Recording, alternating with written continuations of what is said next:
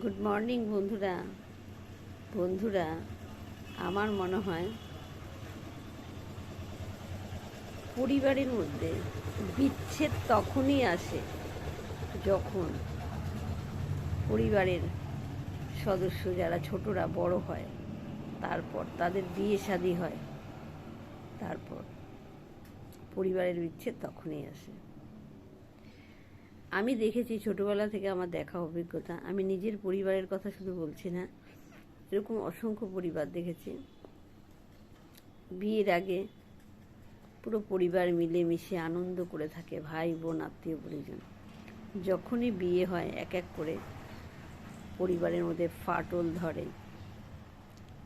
বাইরের লোক এলেই তাদের যুক্তি মতামত সব অন্যরকম থাকে। তারা তাদের মধ্যে যে ফ্যামিলির মধ্যে যে একটা বন্ডিং, সেটা তারা বুঝতে চায় না। তাদের মধ্যে যে আত্মার সম্পর্ক আছে সেটা তারা বুঝতে চায় না। 100 ভাগ নয়, 50 ভাগ বুঝতে চায় না। সেক্ষেত্রে কি হয়?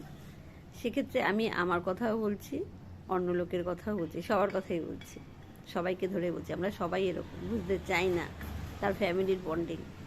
ফলে কি হয়, ধীরে ধীরে আমি আমার পাশের মানুষটিকে যেভাবে বলবো সেইভাবে চলতে শুরু করে। ফলে বিচ্ছেদ, একদম বিচ্ছেদ। এই পরিবারে বিচ্ছেদ কিন্তু বিবাহের পরেই আসে। তোমরাও ফলো করে দেখবে, এটা নিন্দার কিছু না, প্রত্যেকের ক্ষেত্রেই হয়।